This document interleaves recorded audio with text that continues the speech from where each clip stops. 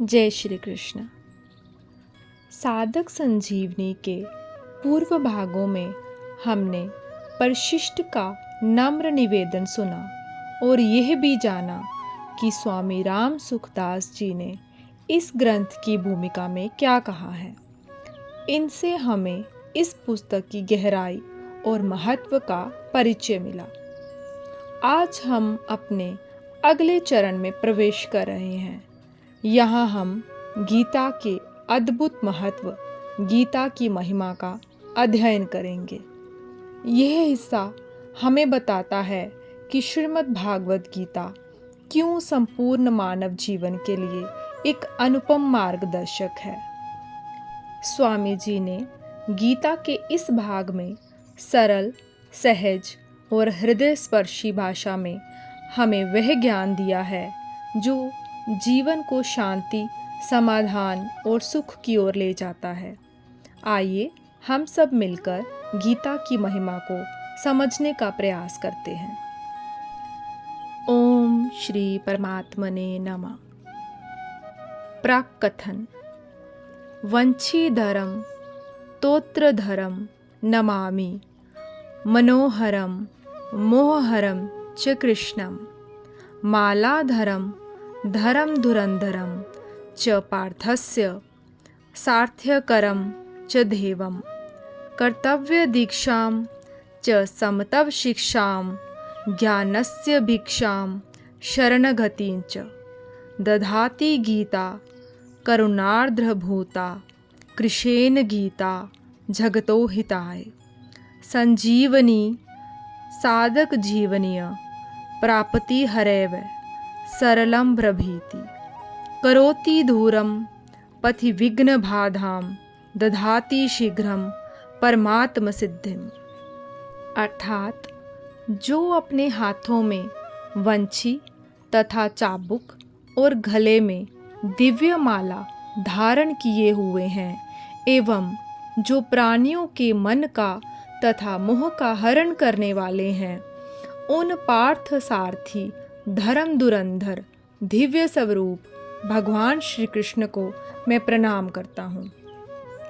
भगवान श्री कृष्ण के द्वारा गाई हुई करुणार्द्र भूता गीता जगत के हित के लिए कर्तव्य की दीक्षा, समता की शिक्षा, ज्ञान की भिक्षा और शरणगति का तत्व प्रदान करने वाली है। परमात्मा प्राप्ति को सरल बनाने वाली और साधकों का जीवन यह साधक संजीवनी साधन पथ की विघ्न बाधाओं को दूर करके शीघ्र ही परमात्म प्राप्ति रूप परम सिद्धि को प्रदान करने वाली है। गीता की महिमा। श्रीमद् भागवत गीता की महिमा अगाध और असीम है। यह भागवत गीता ग्रंथ प्रस्थान त्रय में माना जाता है। मनुष्य मात्र के उद्धार के लिए 3 राजमार्ग प्रस्थान त्रय नाम से कहे जाते हैं।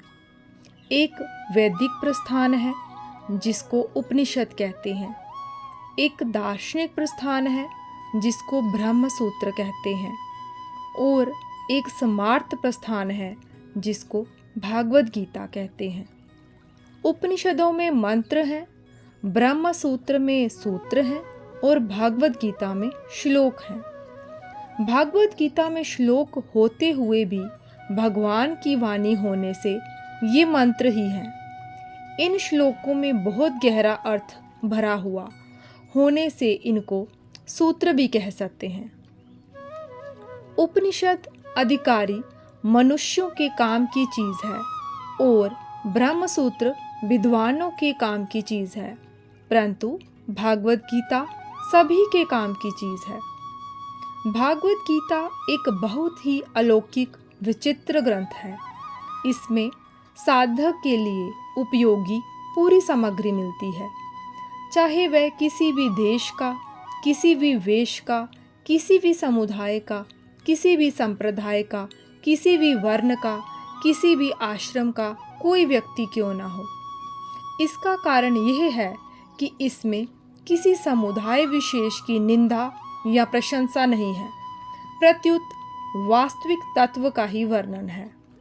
वास्तविक तत्व परमात्मा वह है जो परिवर्तनशील प्रकृति और प्रकृतिजन्य पदार्थों से सर्वदा अतीत और संपूर्ण देश, काल, वस्तु, व्यक्ति, परिस्थिति आदि में निरंतर, नित्य, एक रस एक रूप रहने वाला है।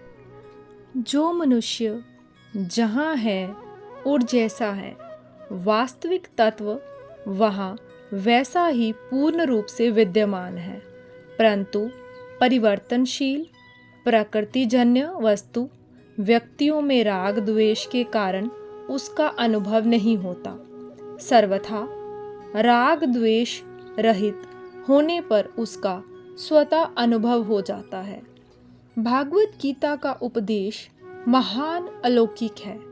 इस पर कई टीकाएं हो गई और कई टीकाएं होती ही चली जा रही हैं। फिर भी संत महात्माओं, विद्वानों के मन के गीता के नए नए भाव प्रकट होते रहते हैं। इस गंभीर ग्रंथ पर कितना ही विचार किया जाए तो भी इसका कोई पार नहीं पा सकता।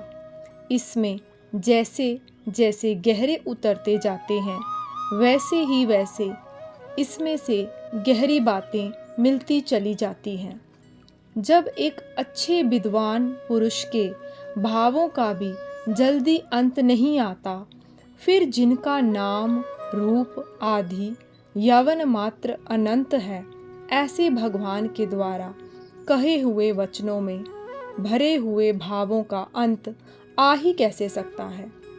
इस छोटे से ग्रंथ में इतनी विलक्षणता है कि अपना वास्तविक कल्याण चाहने वाला किसी भी वर्ण, आश्रम, देश, संप्रदाय, मत आदि का कोई भी मनुष्य क्यों ना हो, इस ग्रंथ को पढ़ते ही इसमें आकृष्ट हो जाता है। अगर मनुष्य इस ग्रंथ का थोड़ा सा भी पठन पाठन करे तो उसको अपने उद्धार के लिए बहुत ही संतोषजनक उपाय मिलते हैं। हर एक दर्शन के अलग अलग अधिकारी होते हैं, पर गीता की यह विलक्षणता है कि अपना उद्धार चाहने वाले सब के सब इसके अधिकारी हैं। भागवत गीता में साधनों का वर्णन करने में, विस्तार पूर्वक समझने में, एक एक साधन को कई बार कहने में संकोच नहीं किया गया है। फिर भी ग्रंथ का कलेवर नहीं बढ़ा है। ऐसा संक्षेप में विस्तार पूर्वक यथार्थ और पूरी बात बताने वाला दूसरा कोई ग्रंथ नहीं दिखता। अपने कल्याण की उत्कट अभिलाषा वाला मनुष्य हर एक परिस्थिति में परमात्मा तत्व को प्राप्त कर सकता है। युद्ध जैसी घोर परिस्थिति में भी अपना कल्याण कर सकता है। इस प्रकार व्यवहार मात्र में परमार्थ की कला गीता में सिखाई गई है। अतः इसके जोड़े का दूसरा कोई ग्रंथ देखने में नहीं आता। गीता एक प्रसादिक ग्रंथ है। इसका आश्रय लेकर पाठ करने मात्र से बड़े विचित्र, अलौकिक और शांतिदायक भाव स्फुरित होते हैं। इसका मन लगाकर पाठ करने मात्र से बड़ी शांति मिलती है। इसकी एक विधि ये है कि पहले गीता के पूरे श्लोक अर्थ सहित कंठस्थ कर लिए जाएं, फिर एकांत में बैठकर गीता के अंतिम श्लोक यत्र योगेश्वर कृष्ण यहाँ से लेकर गीता के पहले श्लोक धर्म क्षेत्रे कुरुक्षेत्रे यहाँ तक बिना पुस्तक के उल्टा पाठ किया जाए तो बड़ी शांति मिलती है। यदि प्रतिदिन पूरी गीता का एक या अनेक बार पाठ किया जाए तो इससे गीता के विशेष अर्थ स्फुरित होते हैं। मन में कोई शंका होती है तो पाठ करते करते उसका समाधान हो जाता है। वास्तव में इस ग्रंथ की महिमा का वर्णन करने में कोई भी समर्थ नहीं है। अनंत महिमाशाली ग्रंथ की महिमा का वर्णन कर ही कौन सकता है। गीता का खास लक्ष्य। गीता किसी वाद को लेकर नहीं चली है, अर्थात द्वैत, अद्वैत, विशिष्टाद्वैत, द्वैताद्वैत, विशुद्ध द्वैत, अचिंत्य भेदाभेद आदि किसी भी वाद को किसी एक संप्रदाय के किसी एक सिद्धांत को लेकर नहीं चली है। गीता का मुख्य लक्ष्य यह है कि मनुष्य किसी भी वाद, मत, सिद्धांत को मानने वाला क्यों ना हो, उसका प्रत्येक परिस्थिति में कल्याण हो जाए। वह किसी भी परिस्थिति में परमात्मा प्राप्ति से वंचित ना रहे, क्योंकि जीवन मात्र का मनुष्य योनि में जन्म केवल अपने कल्याण के लिए ही हुआ है। संसार में ऐसी कोई भी परिस्थिति नहीं है जिसमें मनुष्य का कल्याण न हो सकता हो, कारण कि परमात्मा तत्व प्रत्येक परिस्थिति में समान रूप से विद्यमान है। अतः साधक के सामने कोई भी और कैसी भी परिस्थिति आए, उसका केवल सदुपयोग करना है। सदुपयोग करने का अर्थ है दुखदायी परिस्थिति आने पर सुख की इच्छा का त्याग करना, और सुखदायी परिस्थिति आने पर सुख भोग का तथा वह बनी रहे ऐसी इच्छा का त्याग करना और उसको दूसरों की सेवा में लगाना। इस प्रकार सदुपयोग करने से मनुष्य दुखदायी और सुखदायी दोनों परिस्थितियों से ऊंचा उठ जाता है, अर्थात उसका कल्याण हो जाता है। सृष्टि से पूर्व परमात्मा में मैं एक ही अनेक रूपों में हो जाऊं, ऐसा संकल्प हुआ। इस संकल्प से एक ही परमात्मा प्रेम विधि की लीला के लिए, प्रेम का आदान प्रदान करने के लिए स्वयं ही श्री कृष्ण और श्री जी श्री राधा इन दो रूपों में प्रकट हो गए। उन दोनों ने परस्पर लीला करने के लिए एक खेल रचा। उस खेल के लिए प्रभु के संकल्प से अनंत जीवों की, जो कि अनादिकाल से थे, और खेल के पदार्थों शरीर आदि की सृष्टि हुई। खेल तभी होता है जब दोनों तरफ के खिलाड़ी स्वतंत्र हों। इसलिए भगवान ने जीवों को स्वतंत्रता प्रदान की। उस खेल में श्री जी का तो केवल भगवान की तरफ ही आकर्षण रहा।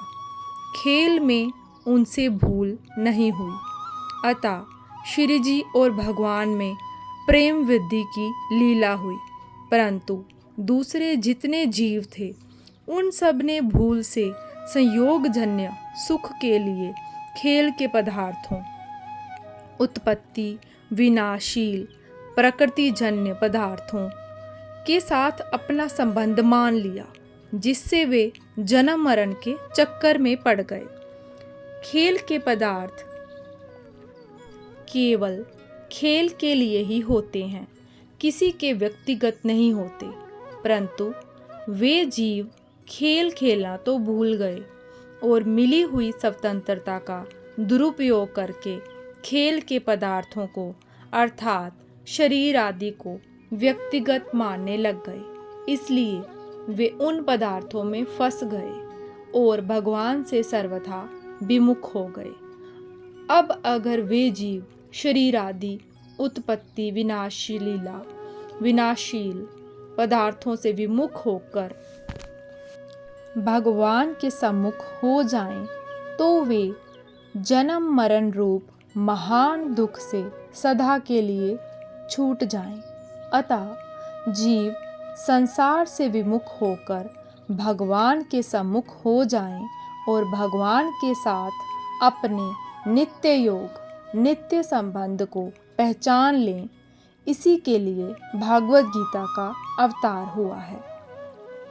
इस प्रकार हमने आज गीता की महिमा का कुछ अंश जाना, परंतु गीता का गौरव इतना विस्तृत है कि इसे एक ही वीडियो में पूर्ण नहीं किया जा सकता। अभी 2-3 पन्ने और शेष हैं, जिनमें गीता का योग और अन्य महत्वपूर्ण विचार आएंगे। अगले वीडियो में हम इस भाग को आगे पढ़ेंगे और गीता की महिमा को पूरा करेंगे।